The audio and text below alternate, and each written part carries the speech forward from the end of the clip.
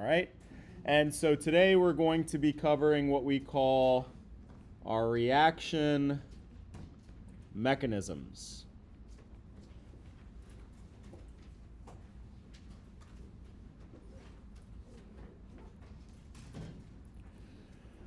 Okay, so first of all, just a reminder, we talked about a lot of different ways to get to the rate law of a reaction, right? This relationship between the rate of the reaction and the concentration of reactants.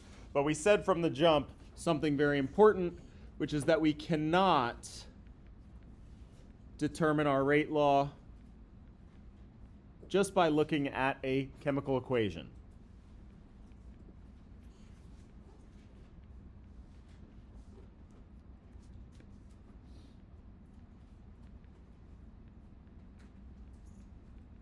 Right? That wasn't a skill. When we said that we were solving our rate law, we weren't just simply looking at a balanced chemical equation. There's actually two ways that we learned how to do it.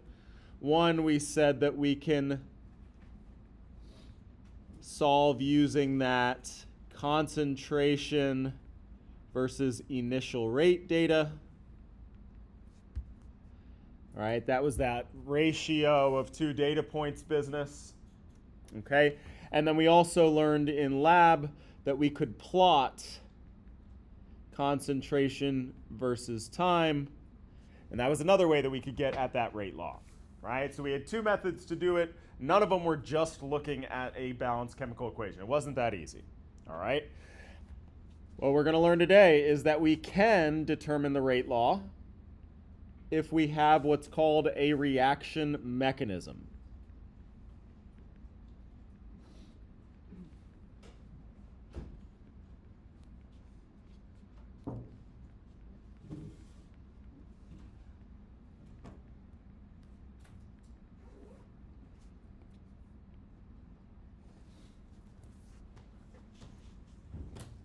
All right, so what is this reaction mechanism?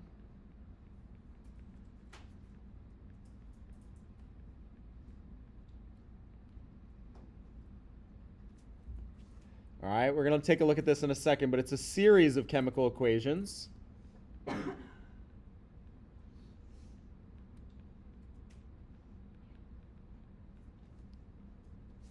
right, but those chemical equations are now the step-by-step actions of how this chemical reaction actually occurs.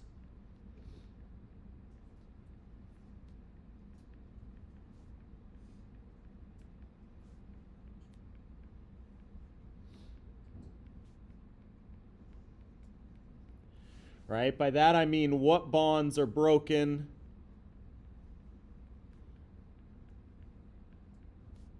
in what order.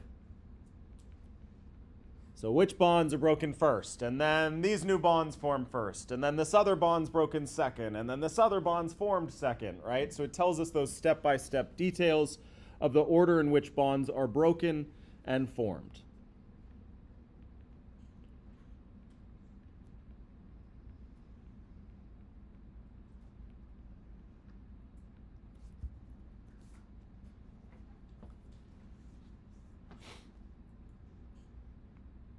All right?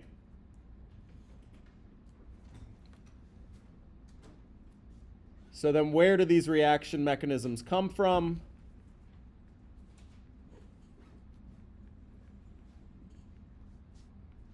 Lots and lots of research. These are not something that you just kind of know off the top of your head or you're going to have memorized or anything like that. Some big brain scientist out there went and studied the crap out of this chemical reaction so they could figure out the exact order in which bonds are broken and formed, and they're giving us that information, right? So these aren't things we're going to be coming up with ourselves. We're going to be given these reaction mechanisms, and we need to know how to use them. We need to know how to use them as a tool. Okay, so let's take a look at an example here. Okay, I'm first going to take a look at what we're going to call our overall chemical equation. All right, this overall reaction.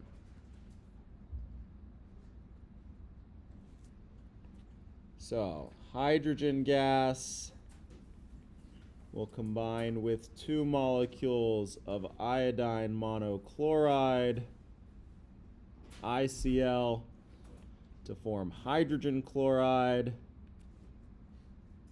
2 molecules of hydrogen chloride because we're going to balance, and iodine.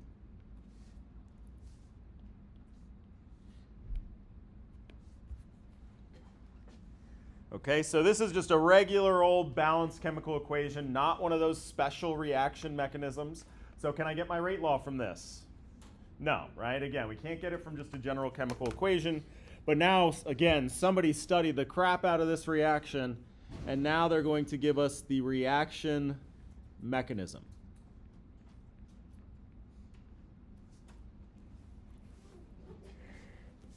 Okay? It turns out that this reaction mechanism occurs in two of what are called the elementary steps. Right? So again, our mechanism is this step-by-step details of how this reaction occurs. Turns out that this reaction occurs in 2 steps. In the first step, hydrogen gas collides with one of those ICl molecules. Remember, these reactions are due to collisions between these reactants. And we get 2 new bonds, a hydrogen-chlorine bond and a hydrogen-iodine bond.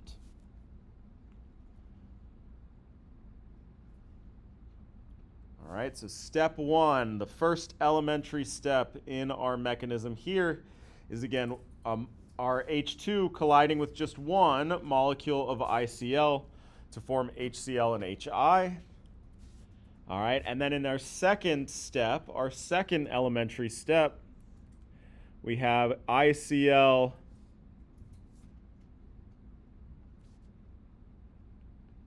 colliding with HI.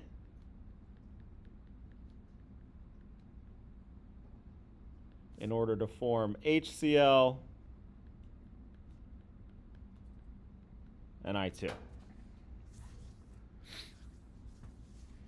Okay, so these are the step-by-step details of how this reaction is occurring, right? It shows us what bonds are being broken between hydrogen and iodine and chlorine, and in what order. Those are the bonds broken first. We get these 2 new bonds first, and then second we'll break these 2 bonds, and we'll form these 2 new bonds, right? So it's the order in which this reaction is actually occurring.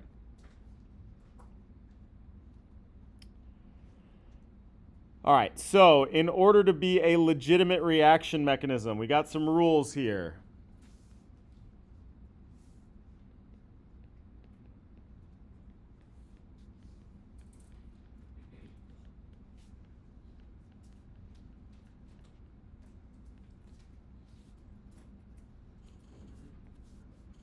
All right, so number 1, the elementary steps must sum to that overall equation.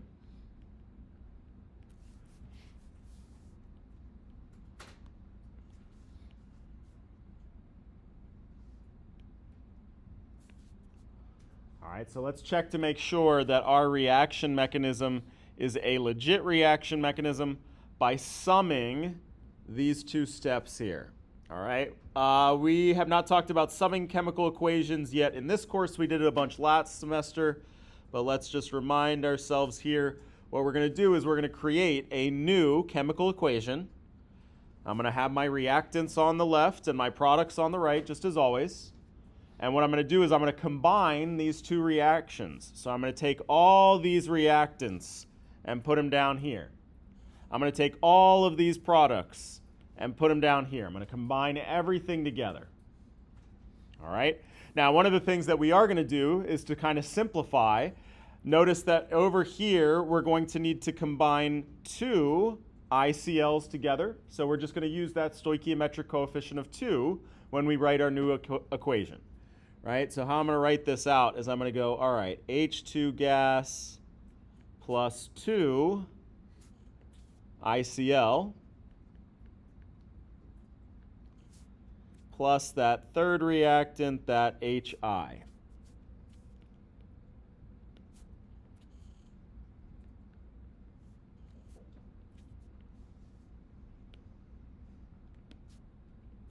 Okay, so everybody take a second. Give me my product side.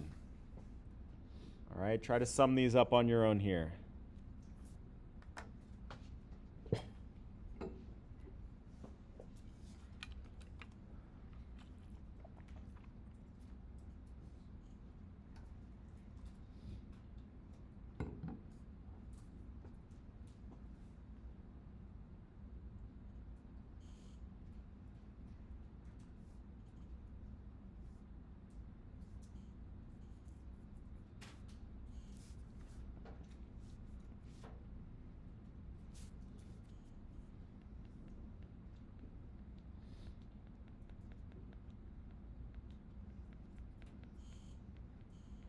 All right, so I can combine those two HCl's onto my product side of my new chemical equation. And I got my HI and my I2. Okay? All right, now what we want to do is we want to simplify this. We can get rid of stuff if we have an exact match on both sides of my chemical equation. All right, so what can I get rid of to simplify this here? The HI. Cool. Boom. And so we can convince ourselves that we're indeed left with that overall chemical equation that we were studying. So check, check. This reaction mechanism is legit. All right, those two are the same now. This thing that we canceled out, we have a special name for these molecules. These are what we call intermediates.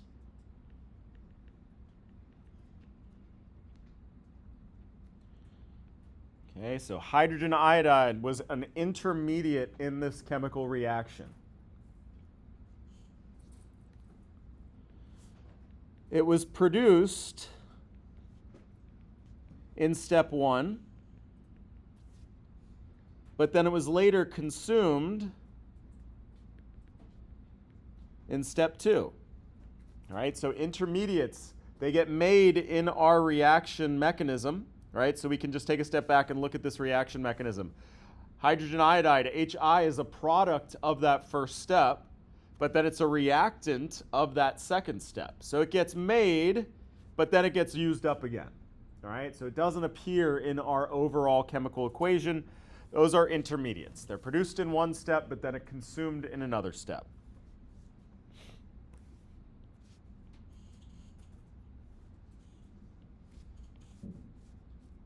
Cool.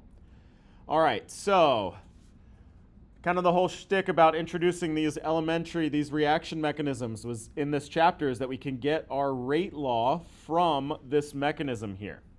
Okay, but we need to be told one other piece of information. So again, you're always going to be told what your mechanism is. You're also going to be given information about the relative speed of these two steps. All right, so this first step here is the slow step in this reaction. And the second one happens really quickly. It's our fast step.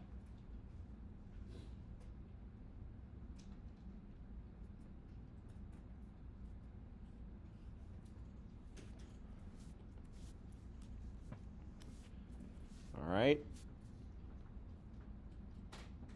So, how are we supposed to get our rate law from this information here? All right, so we're going to throw around some terminology, and then I'll explain it a little bit further. Our rate law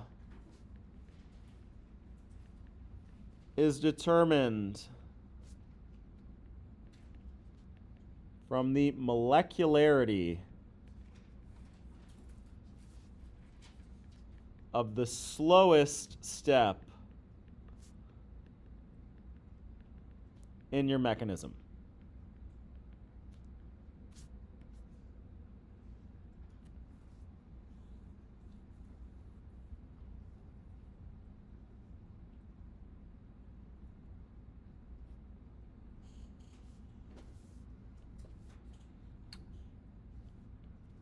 Okay.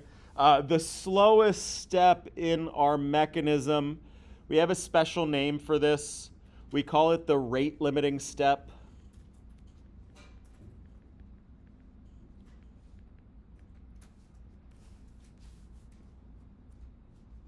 okay? Your kinetics of your reaction are going to be determined by the kinetics of that rate limiting step. So it doesn't matter about the fast steps. They're not what's going to determine the kinetics of the overall reaction. It's only going to be based on that very slowest step, all right? Because if the one step is taking a really long time, that's going to dictate the kinetics, the speed of the overall reaction, not the ones that happen really quickly, all right?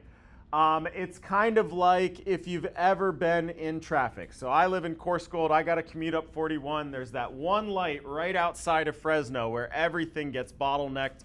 And then once you get past that one light, it's smooth sailing from there, right? That's my rate limiting step of my commute. How fast I'm going to make it home depends on how long I'm going to sit in traffic at that light, all right? So chemical reactions are the same way. The kinetics, the speed of the reaction is going to be determined by that rate limiting step. All right, but there's another even scarier word that we threw around here, molecularity. What the heck does that mean?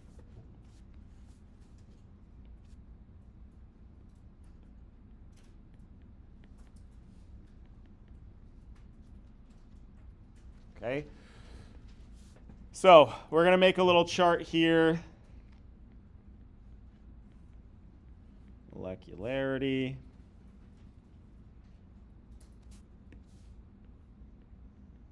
Rate limiting step,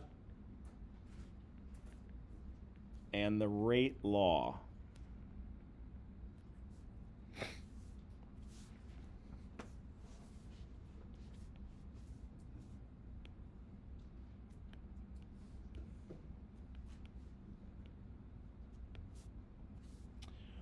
All right, so our rate limiting step here, let's say that we have one reactant A being converted into product. All right, we would call this a unimolecular rate limiting step. And our rate law would simply be that rate constant K. We're always going to see that in our rate law. All right, and since there's only one reactant involved in this step, that rate is going to depend only on the concentration of that reactant.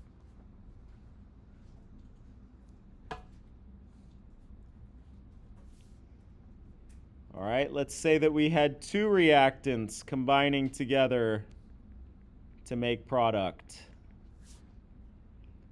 Our rate law would be K times the concentration of A times the concentration of B. This is what we would call a bimolecular rate limiting step.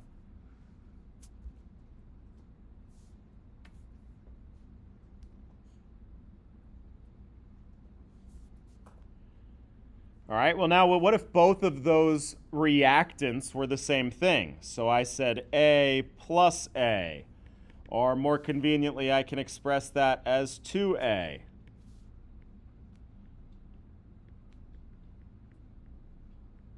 Being converted to product. Then we would do the same thing. We would do the K times the concentration of A times the concentration of A, or more concisely put, Ka squared. All right, so notice that we're just listing the concentration of our reactants, and those stoichiometric coefficients are our exponents in our rate law. This would also be considered a bimolecular rate limiting step.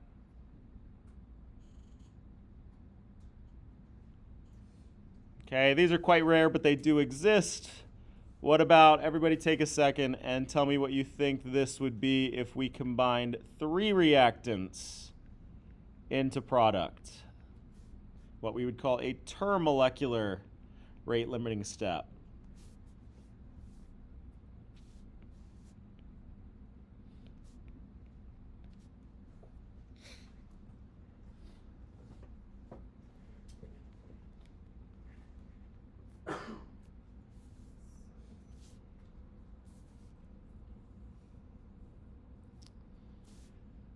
That would be K times the concentration of A times the concentration of B Now I got that third reactant in there times the concentration of C.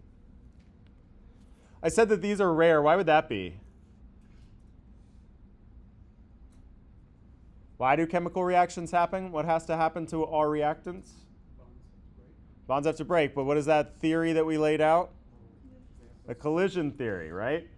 So the chances of all three-way collision where everybody's got the correct orientation and everybody's got the correct amount of energy, that's just way more rare than a two-way collision, right? So there's just that many things that have to go perfectly right for that termolecular reaction to happen. Nonetheless, you do see them. Again, they're just a little bit more rare. Okay, wonderful. So basically, if we know our rate limiting step, we can look at that rate limiting step and use that to determine the rate law of our reaction. All right, so let's go back up here to our example. We're going to determine our rate limiting step, or rather our rate law, from our rate limiting step.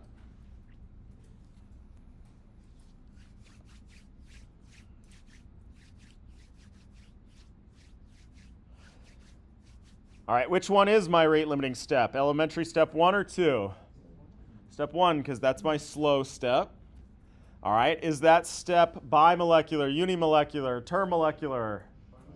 Bimolecular. I got these two reactants colliding. And so my rate law is going to be rate equals some constant K times the concentration of H and the concentration of ICl. All right, and again, we're just going to note we said that it was bimolecular.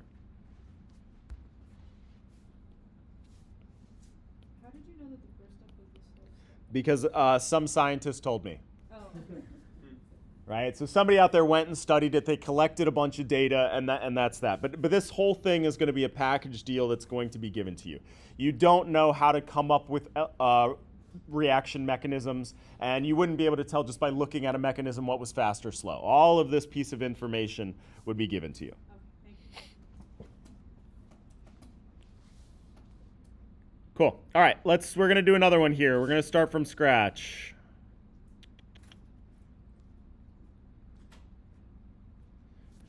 All right, so I'm going to give you this reaction mechanism.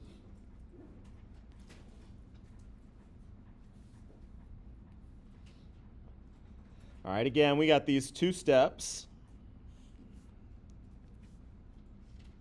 In the first step, there are two molecules of nitrogen dioxide that collide to produce nitrogen monoxide and nitrogen trioxide.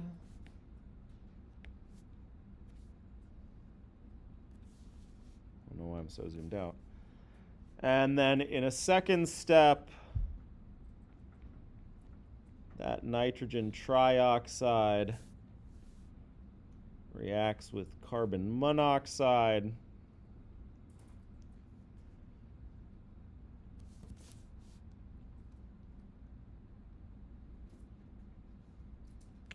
to produce carbon dioxide and NO2.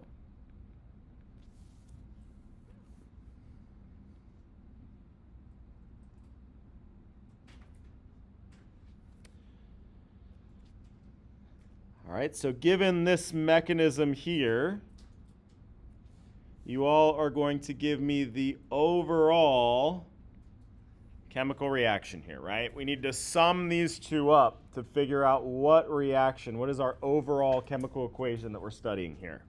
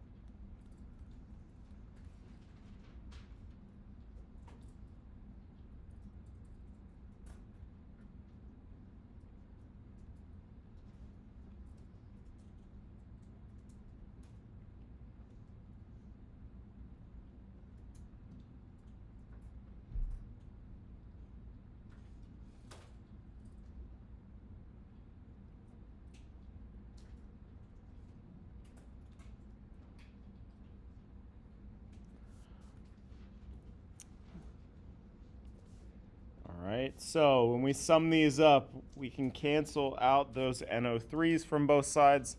I also have 2 NO2s on the left and 1 on the right, so I'm able to cancel one of those out.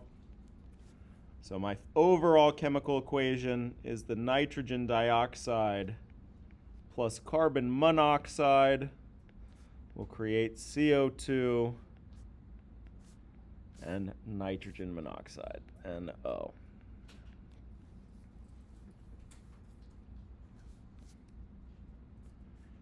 All right, cool. So do we have any intermediates in this equation, in this reaction? Yes, what is our intermediate? The NO3.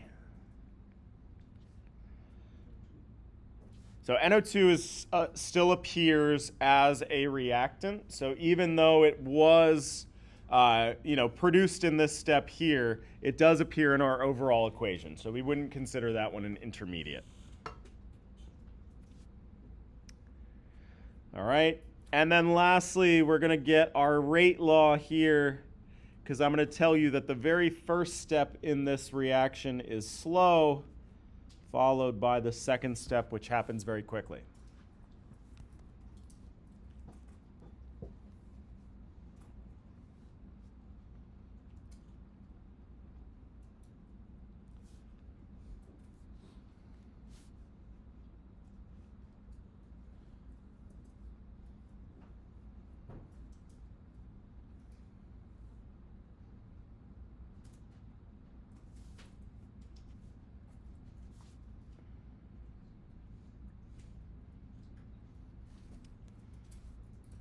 All right, so this is another bimolecular step here.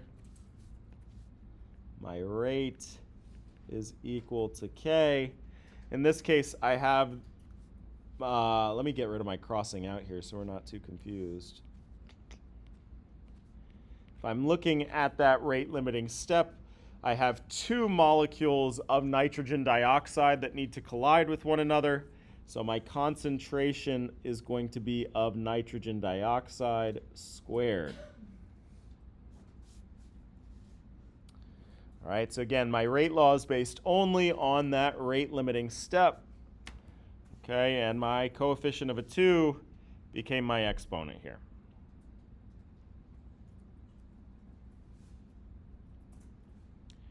Okay, so again, we couldn't have gotten this rate law from our overall chemical equation, right? But we can get it if we're given this extra special piece of information, our reaction mechanism, right? Which again shows us the step-by-step details of how that chemical reaction is actually playing out.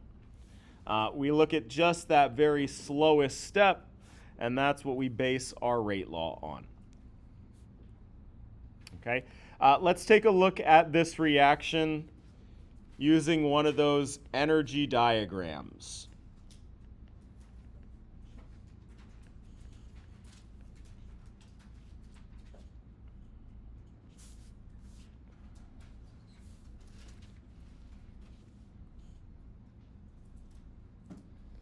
All right, so again, these are these diagrams, these graphs with the little curve on it where I'm going to plot thermal energy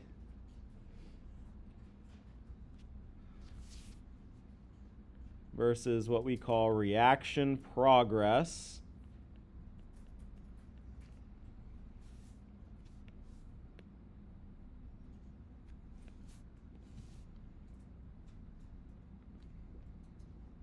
Okay, I'm going to draw my energy of my reactants up here and my energy of my products down here. So before I even draw in my curve here, what do we have? An endothermic or exothermic reaction? Exothermic. Awesome. Okay, so now let's think about how this reaction should look here curve-wise. All right, we actually have these 2 steps. So instead of seeing just one hump, we're going to see 2 little humps. All right, the first step is the slow step in my reaction. So in terms of my activation energy barrier, what should I have? A big activation energy barrier or a little activation energy barrier? The big one, right? Because this is a slow step. So this thing's going to start off with this big peak. Okay? Then it's going to come down and kind of reach this local minimum right here, this little saddle point.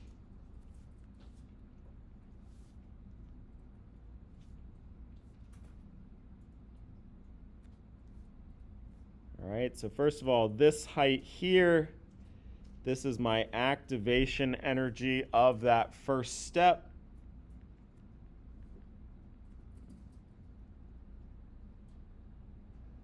All right, so the little saddle point here, this is that after the products after that first step, or where our intermediate lives.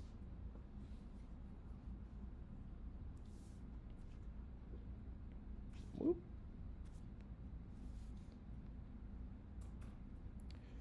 All right, but from here we did this next step in our mechanism, and that was a fast step. So should I draw a big hump or a little hump here?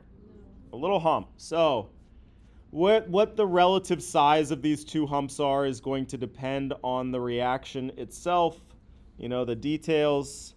But generally speaking, I can say that my curve is going to be shaped like this, where that second activation energy is much smaller than the first activation energy. All right, and again, that's because my first step was slow and the second step was fast.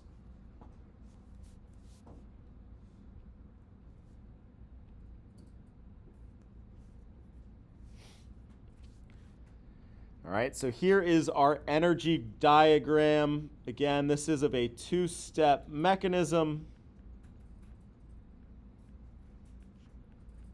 where the first step is slow and the second step is fast.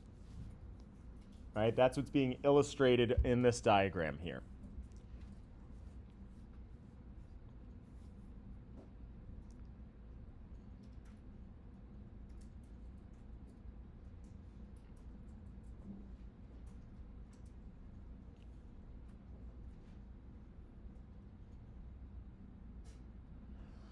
All right, cool. Well, we're going to take a look at one more mechanism. We're going to kick it up a notch in difficulty here by doing a three-step reaction mechanism, but we're going to largely play the same game here.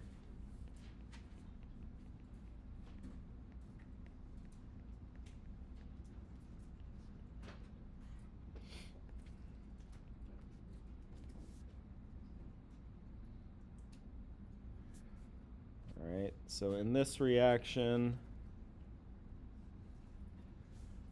we're going to have two nitrogen monoxides being converted to dinitrogen dioxide.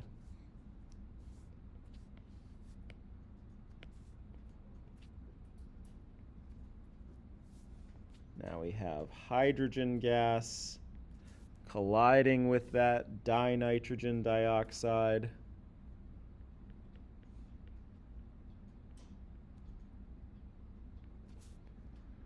This will create water, and N2O. All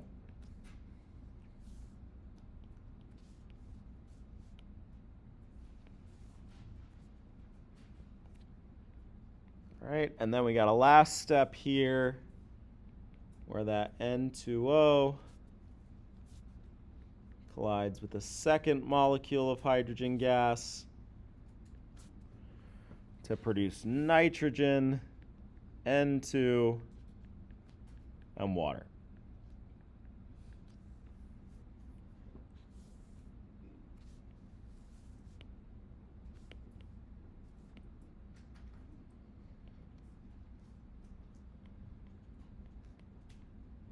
Cool?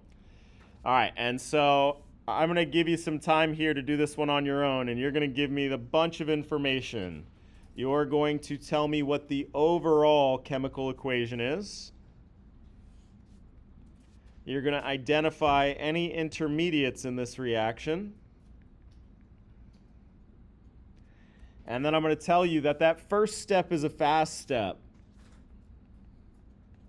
Our rate limiting step in this mechanism is that slow step, and then the last one happens quite quickly as well. All right, and so from that information, you're going to give me the rate law of this reaction. All right, so I'm going to give you all a few minutes. See if you can't give me all three of these based on our reaction mechanism here.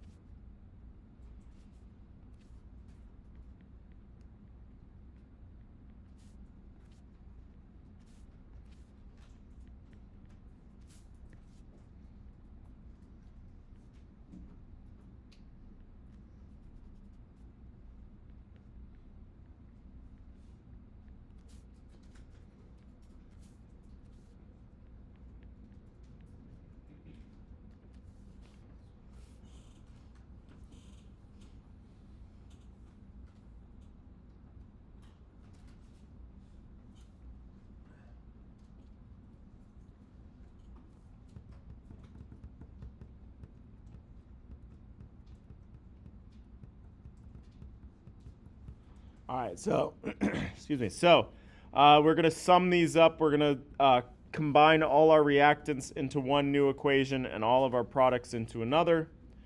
All right, we can see that we can cancel out this N2O2 as well as the N2O and combine our hydrogens on our reactant side. So now we have two nitrogen monoxides combining with two hydrogen gases to produce our nitrogen gas and two waters.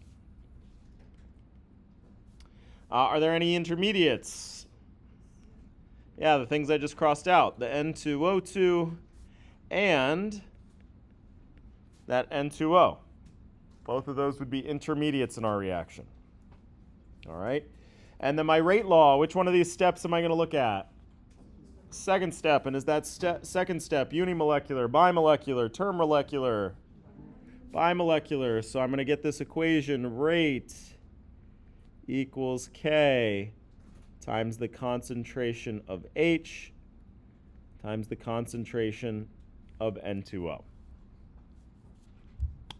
Okay? N2O2, my bad.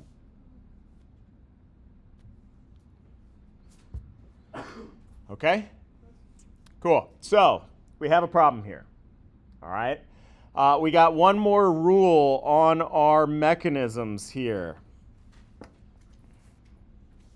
And that is that our rate law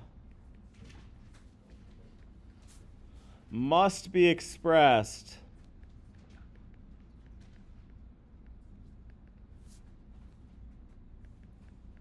in terms of these compounds, in this terms of the species, in our overall chemical equation.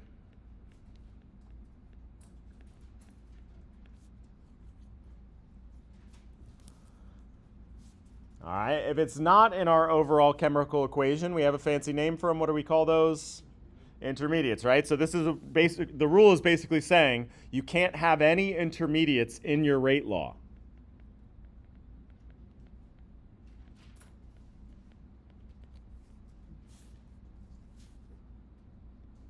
All right, so we have a problem, which is that our rate law currently has this thing in it, and we don't want it there.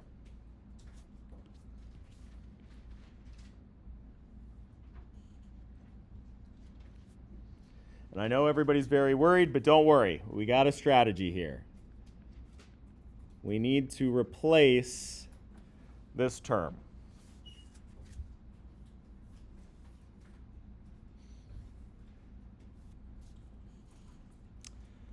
All right, cool. So I'm going to leave a little bit of space to work through this here, because first we're going to have to introduce actually what's going to be our topic of next week. All right, but we got to learn a little bit about equilibrium in order to be able to solve this here. This will start in on our discussion of equilibrium next week. Well, actually, we're going to start it right now.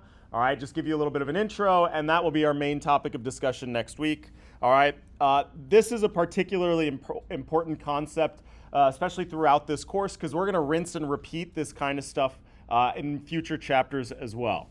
All right, so we're going to take a very simple chemical reaction here, A being converted into B.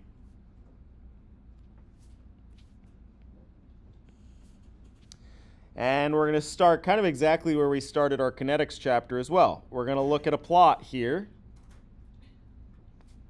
of concentration over time.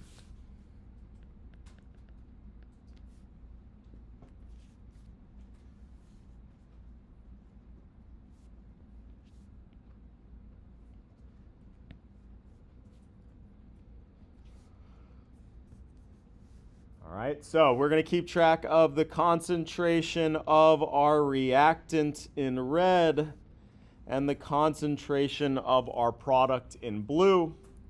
We're going to start this reaction by putting a whole bunch of A in a flask. And we don't have any B. And then we're going to start the clock. All right, we're going to kick this reaction off. What's going to happen to the concentration of A? It's going to decrease. And what's going to happen to the concentration of B? It's going to increase. All right. And we've looked at these curves before. We're going to get some sort of starts out quick and then starts to peter off. All right, same thing with B. B forms really quickly and then starts to slow down.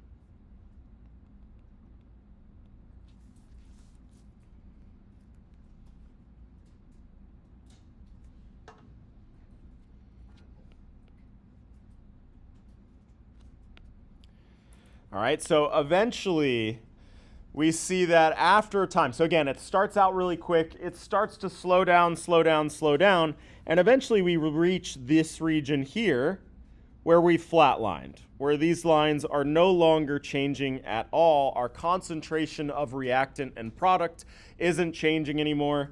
This is what we call equilibrium.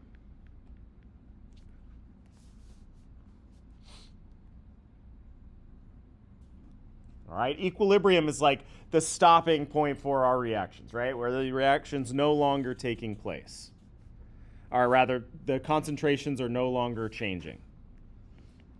All right, so equilibrium. Okay, first of all reactions proceed towards equilibrium.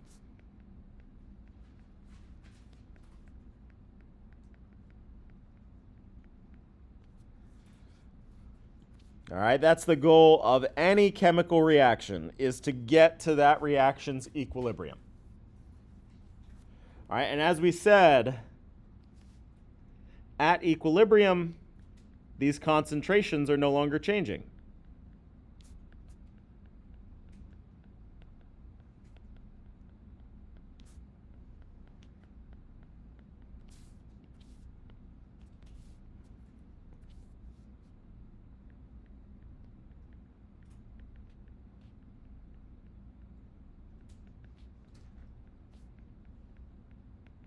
Okay, so at equilibrium, the concentration of reactants and products is constant. They're no longer changing.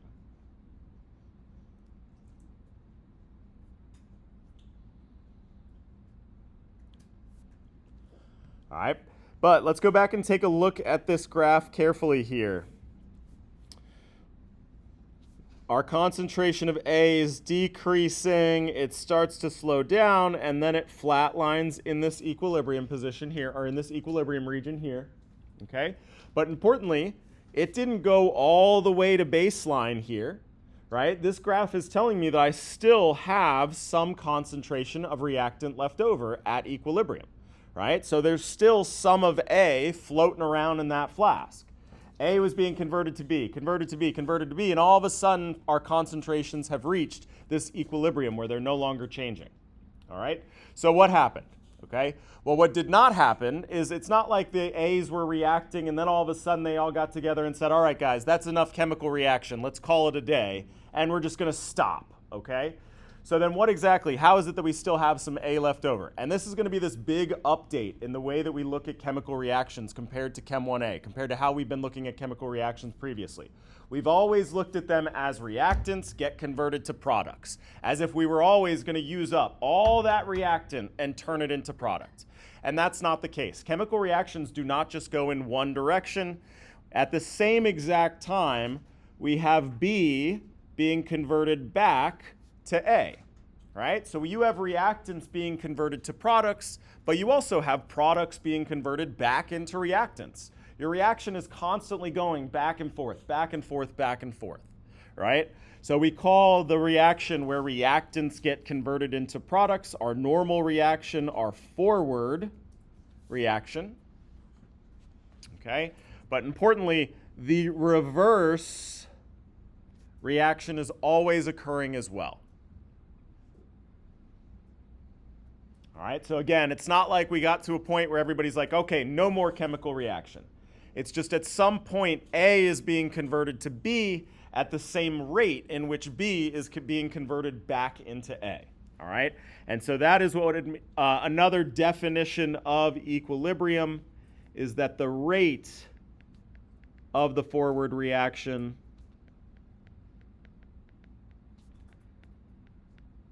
equals the rate of the reverse reaction.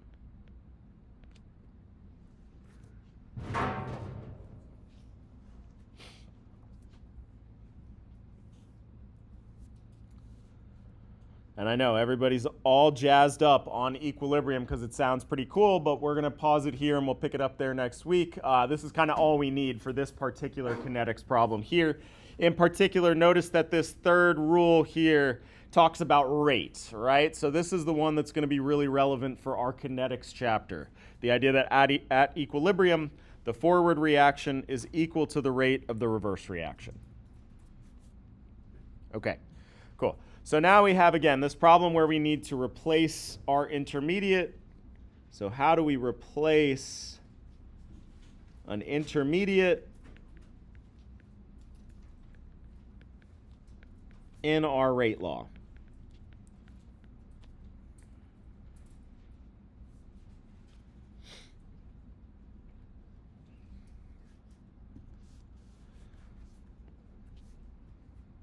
Okay, so in order to get rid of this, we're going to have to look back at the previous fast step. So the key to replace this intermediate is going to be in this first step of our mechanism here, which was a fast step.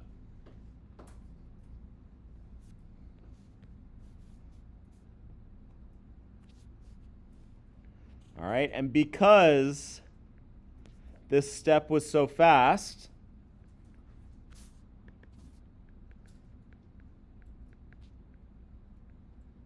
that implies that it has reached equilibrium.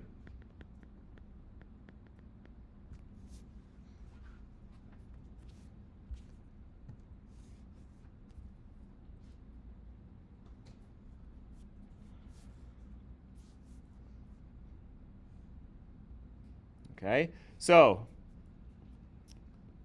we have this reaction mechanism. The first step happens really quickly, right? And then this NO2 is waiting around and waiting around and waiting around until a hydrogen comes along and hits it with enough energy. So this first step here, because it happens so quickly, it's now reached that equilibrium portion of its little graph where the concentrations of reactants and products are no longer changing. So what we're going to do is we're going to update this arrow here and sort of represent that this isn't just going in one direction, but we got these two directions, our forward reaction and our reverse reaction.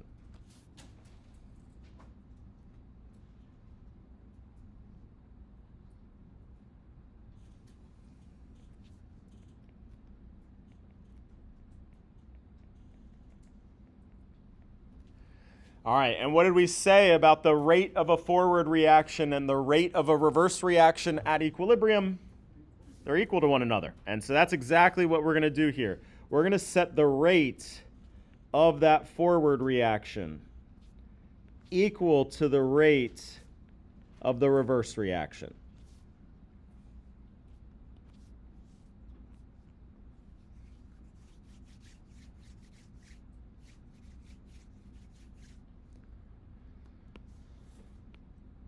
All right, so we need to build rate laws for the forward reaction and rate laws for the reverse reaction. All right, so let's go back up to that fast step. Since we're going to have a lot of K's floating around, I'm going to call the forward reaction rate constant K1 and the reverse reaction rate constant K minus 1.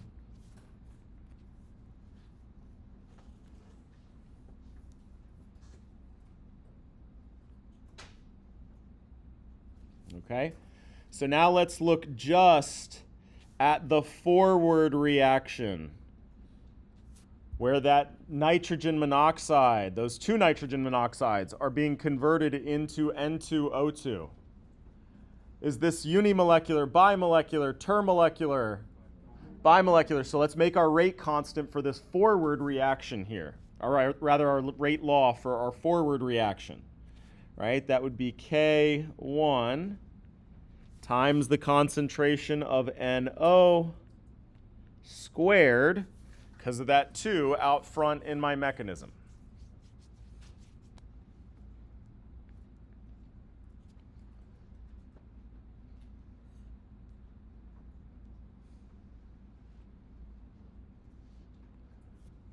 Okay, but this is going to be equal to the rate of the reverse reaction. So let's go back up and build a rate law for the reverse reaction. And this is where it might get a little bit tricky here. We got to kind of like twist our necks to look at this reaction as if it's going in the other direction. My reactant is really this N2O2 being converted into that product, 2 NOs. So in the reverse direction is this unimolecular, bimolecular, termolecular, unimolecular. We just got that one reactant, right? And so we're going to build that rate law K minus 1 times that concentration of N2O2.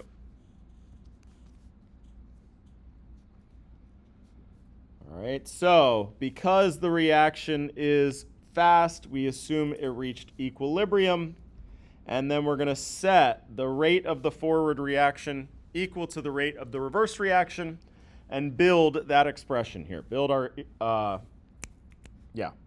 formula.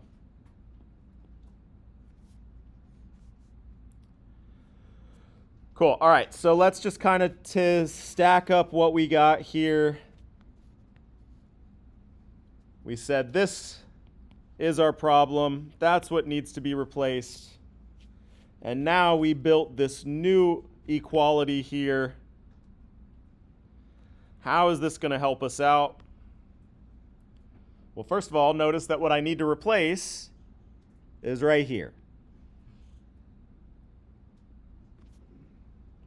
Right? So how can I get this thing out of this equation here? Let's take this second one. We're going to solve for our concentration of our intermediate and then plug that back into our rate law. Okay, so you're going to rearrange this second equation to solve for the concentration of N2O2 and then just plug that right back in to your initial rate law.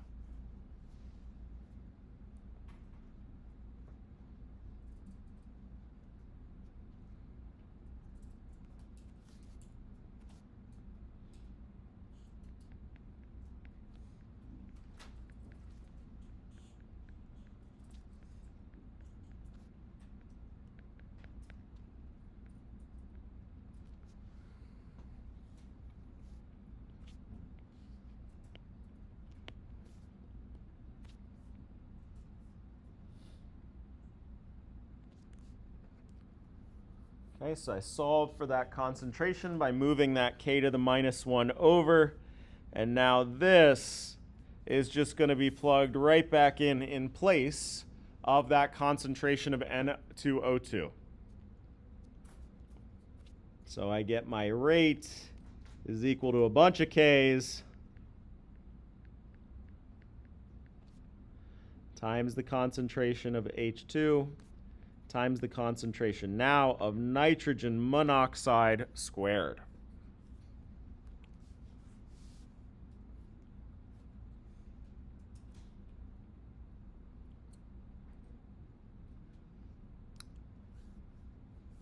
Okay, and we have one more step that we're going to do to simplify this here. All of these rate constants, I don't know what they are. They could be 5, they could be 5 million, but they're just some constant value. And a constant times a constant divided by another constant is a constant, right? So we're just going to lump these all into some unknown constant k.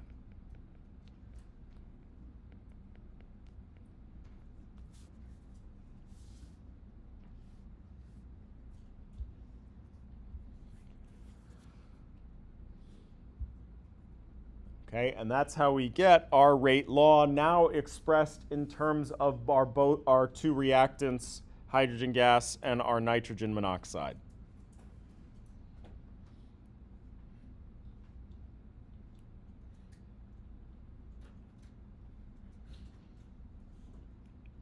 What's up?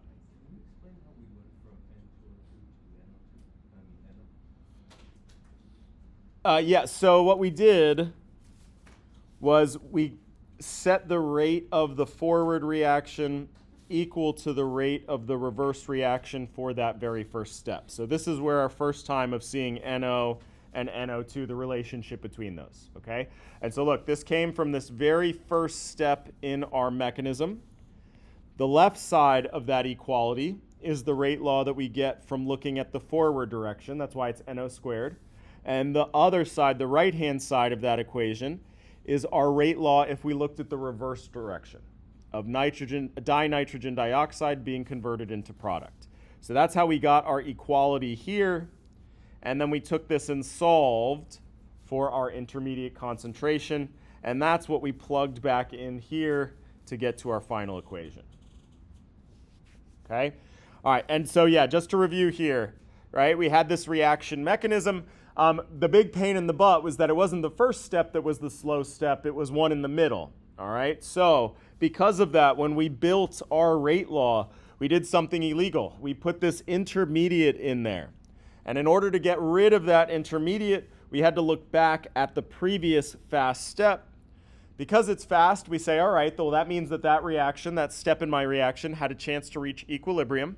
So we're going to set the rate of the forward reaction equal to the rate of the reverse reaction, and then solve for that intermediate, plugging that back into our rate law. Boom. Okay, so again, in general chemical equation, you're not going to be able to tell the formula, or rather the rate law, just by looking at it. But if we're given this extra special piece of information here, these reaction mechanisms, we can use these reaction mechanisms to get to our rate law, specifically by focusing on those rate limiting steps. All right, and now for the hardest topic of them all. No, I'm kidding, we're done actually. Cool. All right, so we're just going to call it here. I don't got anything else for you. We'll just pick this back up at 2:30 when we start lab. All right, y'all can take a little bit of a longer break today.